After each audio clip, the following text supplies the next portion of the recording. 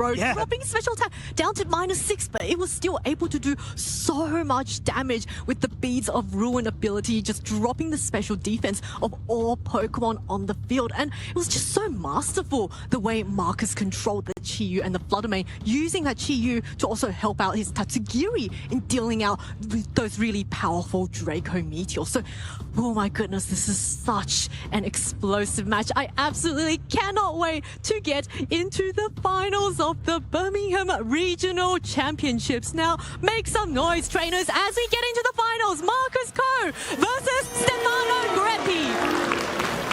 And we're immediately kicking things off with that Chi-Yu Dondozo that Marcus has been using all tournament long. The Oblivious on the Dondozo, blocking intimidates. That's been so crucial to Marcus's strategy across the entirety of the event. Now, Stefano's Incineroar does not have knockoff, so it's not going to be able to remove the Rocky Helmet that this Dondozo has also been using to punish Urshifus that want to go for those free hit surging strikes into that slot. And really the question that Stefano's got to answer in this turn is whether or not that Tatsugiri is going to be switching in on this turn, or if Marcus is going to go a little bit on the offensive with that Chi-Yu, try to protect the Dondozo in front of a fake out. We've seen so many opportune times when the Chi-Yu it's going to switch out at this time, and in comes the, I believe that is, yes, the Tatsugiri. So immediately, Dondozo is going to get those huge boosts to all of its stats. +2 to the attack, +2 to the defense, +2 to the speed as well. And that's going to come very, very key in outspeeding both the Urshifu and the Incineroar later on. First of all, we're going to see now whether or not the Incineroar went for the fake out onto the Dondozo. Yes, it did. It's going to take a little bit of recoil damage from this Dondozo's Rocky Helmet. In fact, I think it took more damage from the recoil than it did. And what does Urshifu do? Surging strikes into the now Tatsugiri slot. I think that's a reasonable call for Stefano, because Marcus has been doing this quite a lot across the event, as just not switching in the Tatsugiri when it looks like it's actually one of the kind of obvious on the surface plays that he could go to. But it also means that Stefano doesn't take that recoil on the Urshifu, and that could be important later on in the game. The question is now is how does Marcus really react to the less offensive pressure that Stefano is offering here? There is the opportunity to Earthquake, but of course Stefano's got a Landorus on his side of the field. He can switch it into that Earthquake and make sure that he's not taking as much damage, try to whittle this Dondozo down. Oh, Landorus switching in, trying to catch an Earthquake. Incineroar also switching in. So a double swap from Stefano, and Stefano is going to reveal that final Pokemon, which is going to be Rillaboom, which means if the Dondozo went for the Earthquake, that damage is going to be half thanks to the grassy terrain, but the Dondozo does not fall for it. Goes for the order up, gets that boost to its attack onto this Rillaboom. So a very nice turn from Marcus there. Yeah, Marcus has played this kind of balanced team before, and I'm sure he knows that the order up is very, very valuable. But now with the Rillaboom coming in, it's the opportunity for Landorus on Stefano's side to set up a substitute, maybe while the Dondozo protects, maybe while it doesn't, but the fake out ensures that at least that one substitute goes up. And that means that Marcus has to spend a little bit of time breaking the substitute, not doing as much damage in order to break through that substitute and allow the Landorus to actually get on the offensive. Yep, once again, Rillaboom this time goes for the fake out onto Dondozo, and the same as its teammate Incineroar is going to take more recoil damage from the Rocky Helmet, but this buys an opportunity for that Landorus to put in a substitute, and now that Dondozo is going to have to waste a turn to break that substitute. And unlike most Dondozo teams that like to recover with leftovers and such and protecting every other turn, kind of Landorus is in that situation where, because there's Rillaboom and Incineroar, this Rillaboom has access to U-turn. It can actually just U-turn back into the Incineroar, offer another fake out next turn. This Landorus could actually knock out the Dondozo over the next few turns while actually maintaining the substitute. And I wonder if that's something that Stefano is considering here, is trying to get through the Dondozo without losing that substitute to pave the way for that Landorus to put a lot of work in later on. Well, first, Dondozo is going to order up another serving and get that boost to its attack and allows the Landorus to get a sludge bomb off onto this Dondozo. Does this get a poison? No, it does not get a poison. And Rillaboom is going to follow up with a Wood Hammer and deal so much damage. Wow. Super effective onto this Dondozo. Rillaboom, of course, is going to be knocked out by the recoil from this Rocky Helmet. But that means Landorus has ended this turn with that substitute intact. Yeah, the Landorus just using its sheer force ability to great effect there, increasing the damage of its poison-type attacks. But Stefano was able to capitalize on the fact that the Dondozo is a Terra Grass by actually just covering that with a Grass-type move from the Rillaboom. Now the Dondozo cannot protect itself from the Urshifu's onslaught, and with the Mystic Water, I wouldn't be surprised if this Urshifu was easily able to knock out the Dondozo this turn. If that's the case, then maybe Landorus can follow up with an attack into the Tatsugiri afterwards. Yeah, and Landorus still behind that substitute, sitting so healthy. Dondozo really doesn't have a good way of getting rid of that substitute without leaving itself open to an attack from the Urshifu as well. So this Dondozo is really heavily whittled down, and you can also see Stefano really taking his time there, just wanting to make sure that he does not lose the lead advantage that he's had with Dondozo. Goes for the order up onto the Urshifu, is not enough to get the knockout, and Dondozo looks like it's going to go down this turn. Yeah, got the speed orders there a little bit mixed up because the Earth Power is going to be coming out and picking up the KO onto this Dondozo. But now that gives the Urshifu the opportunity to hit down into that Tatsugiri afterwards as it removes itself from Dondozo's mouth and is vulnerable for this turn. Oh, Urshifu now landing a close combat onto this Tatsugiri, and Tatsugiri is brought so low. What's also really important is that the Landorus is still on the field behind this floating substitute doll. This Landorus is looking very difficult to knock out. And especially since Landorus is going to be almost certainly faster than the Tatsugiri here. And the Tatsugiri has been shown to be pretty bulky. That's why it's living this close combat with so much HP remaining. But Landorus can, of course, just go straight for the Earth Power into that slot. Now, this is where Marcus gets dangerous, right? The Dondozo Tatsugiri combination has been felled, but now Marcus gets to bring in the Chi-Yu, which is faster than at least the Urshifu, but not necessarily the Landorus by one paltry speed stat, right? And so Marcus could make some really big calls here, as he has in previous games, maybe even just like overheating against the Urshifu to be able to knock it out while the Tatsugiri deals with the substitute. You know, there's so many different ways that this can be going in Marcus's favor, and it's down to Stefano to consider the way that he's been able to keep this advantage going. Stefano does not want to take the risk of his Urshifu having to take that over. He's going to swap in that Incineroar. That's going to take it very nicely. Tatsugiri is also going to be recalled for Marcus's final Pokemon, which is that Dragonite. So that is going to be a really nice switch against this Incineroar. And, you know, that is multi-scale Dragonite. That is going to be a heat avoiding the heat wave. Earth Power going down into the Dragonite, catching it on the switch-in. That's an amazing turn here for Marcus as the grass disappears from the battlefield. No more recovery for Stefano's team. Yeah, Dragonite has managed to switch in this turn without taking any damage, but this Landorus is proving to be so pesky for Marcus. It's still behind this substitute. It just seems almost invincible at this stage. Well, Dragonite is carrying the Choice Band, and it will be susceptible, regardless of the Terra Choice, to a Fake Out because it's carrying the multi-scale rather than the inner focus that we usually see on Choice Band sets. But if that's the case, that allows the Chi-Yu to still go on the offensive this turn because it's not going to be the target of Fake Out. And that's not to mention that this Chi-Yu can also go for its Terrassalization Terra Ghost to avoid the Fake Out. Chi-Yu ready to get all spooky with that ghost typing and making sure it is immune to the Fake Out. Landorus this time, looks like also a Terrassalization. Is this going to be a Terra Poison Landorus? Yes, it is. So Landorus also wanting to shed that ground and a flying typing.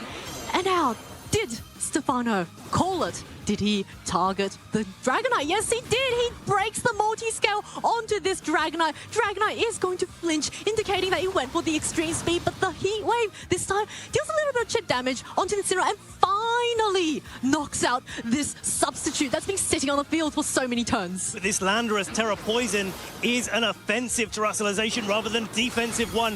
It has enough to do what it needs to do to this Dragonite, knocking it out with a critical hit after the fake out breaks its multi-scale. Dragonite is now down without having gotten anything accomplished in that turn after getting flinched. And now Stefano is in a really comfortable position here. This Terra Poison Landorus is doing so much work. Of course, there is that Chi-Yu on the field with the Beads of Ruin. It hasn't reduced its special attack with the overheat, and it is faster than the Landorus. So if he can connect those heat waves, I wouldn't be surprised to see that Landorus going down. Yeah, it's still got its Focus Sash available to it as well, and that's going to be a big deal coming into these final turns, because Tatsugiri can come in here and probably click a Muddy Water to knock out the Incineroar. Let's assume, for the sake of argument, that this Muddy Water is going to connect. That's probably going to knock out the Incineroar, and then there's an Urshifu against both of these Pokemon. It can only target one Pokemon at a time. So Stefano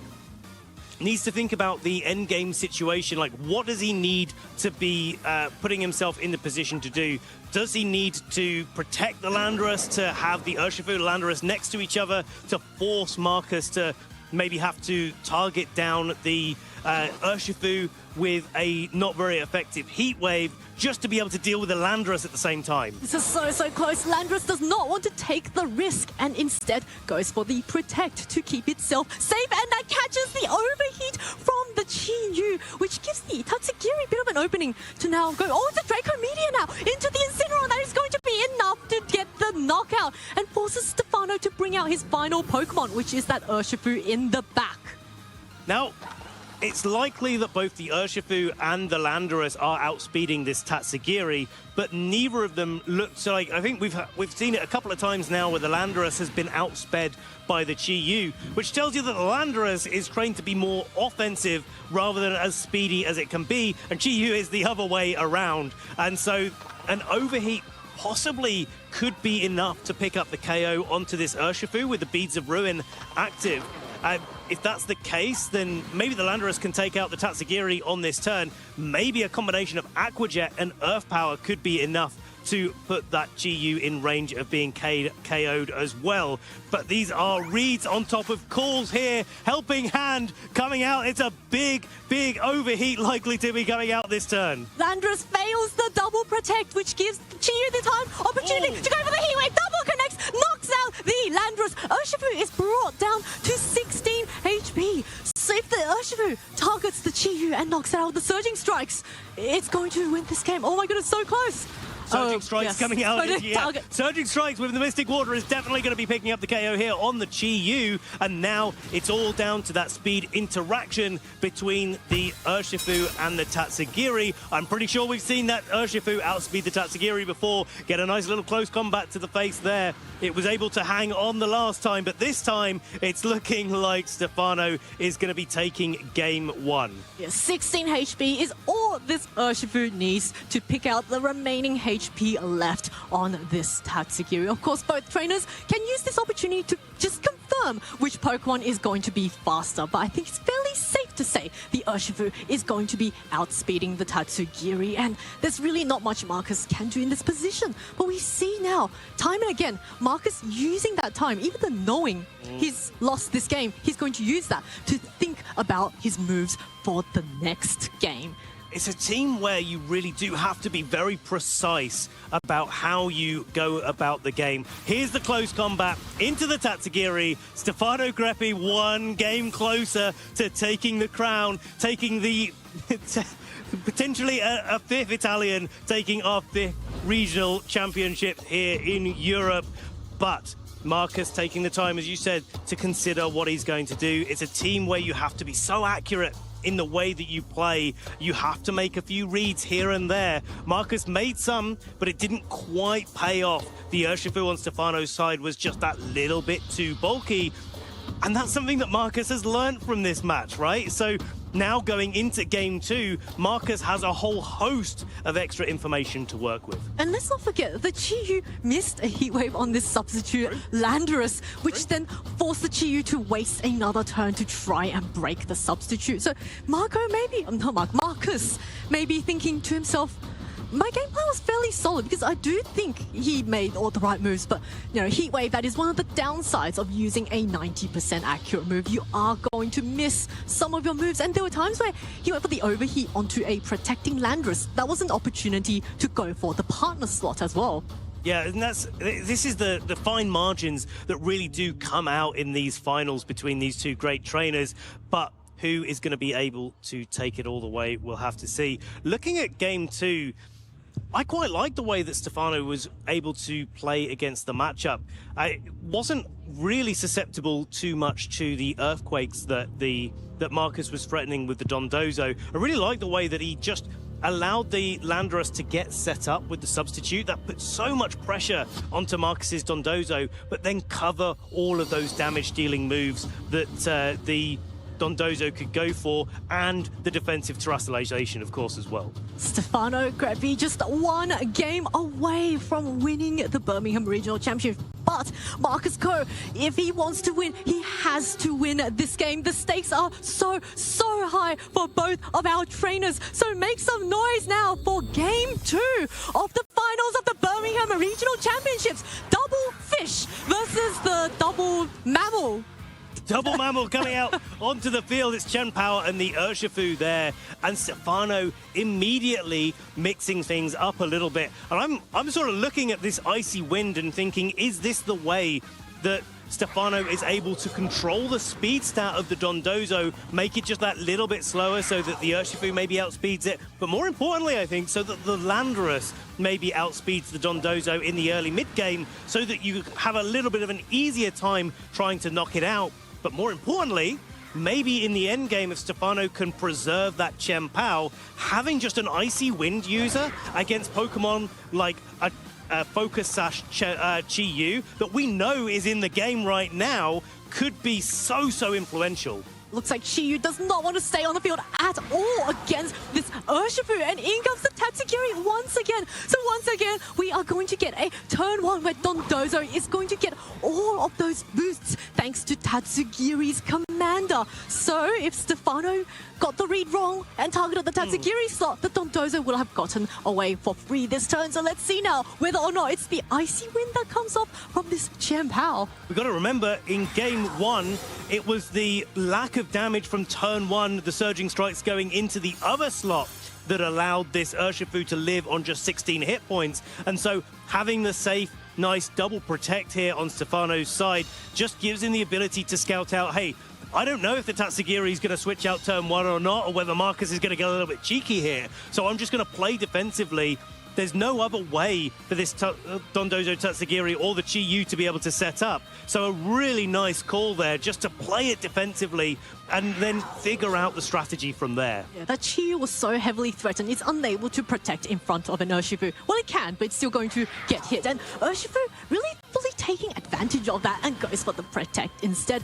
In fact, Urshifu this turn doesn't really want to stay on the field. It knows that it's going to be taking Rocky Helmet damage against this +2 defense Dondozo. So in comes the Rillaboom to try and reduce the damage of these earthquakes if the Dondozo went for it. But the Dondozo now first goes for the order up, breaks Chen Pao's Focus Sash and gets a +1 to its stack. So now this Dondozo is at +3, but the Chen Pao follows up with the icy wind and drops Dondozo down to only +1 speed.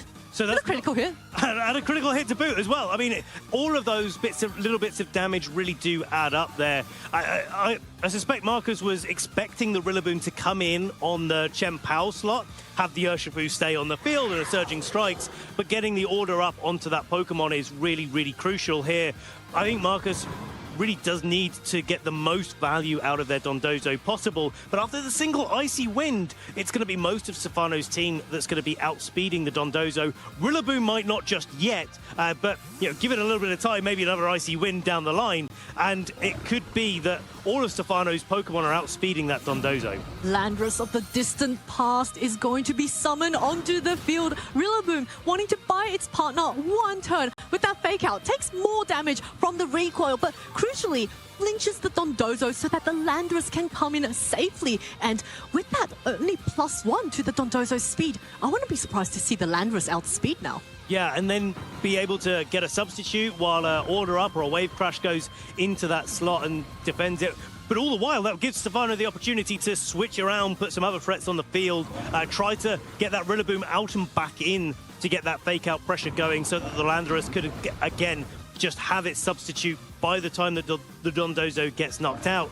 But I think without the second form of Intimidate in that Incineroar that Stefano brought to the last game, actually only having one fake out makes this Dondozo just that little bit more threatening. Oh, what a nice protect there from the Dondozo, catching the Order Up and giving Rillaboom the space to get a super effective Wood Hammer down onto this Dondozo. Dondozo takes so much damage from that Wood Hammer. Rillaboom, of course, also takes a lot of recoil damage, but I think that's a trade that Stefano is really happy about. Especially since the Rillaboom didn't take the Order Up on the switch in, that Rillaboom now gets the opportunity to attack almost with impunity. And if Stefano, if Marcus decides to play defensively with the Dondozo and go for a protect, that gives Stefano the opportunity to just go for a substitute straight up.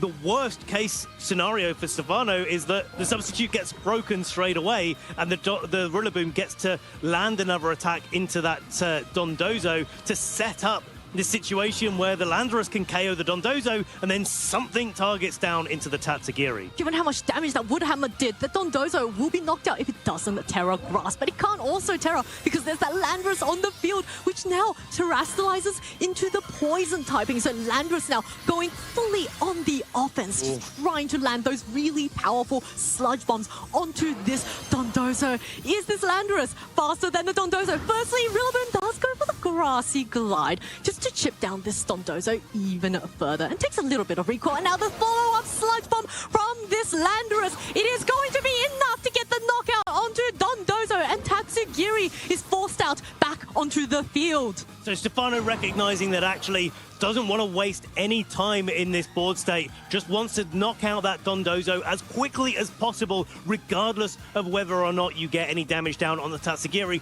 That makes sense because the Tatsugiri is, we've seen, slower than the Urshifu, slower than the Landorus, definitely going to be slower than the Chen Pao, and so there's a lot of opportunities for Stefano to target down into that slot a little bit later. Doesn't necessarily have to get the damage off right now.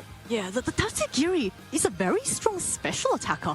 And we've seen time and again Marcus very efficiently use the combination of Tatsugiri and Chi-Yu. Chi-Yu is going to be faster than both the Landorus and the Rillaboom. And because of the terastallization used by the Landorus the Rillaboom cannot terastallize out of that fire-type weakness. But of course, Landorus is at full health.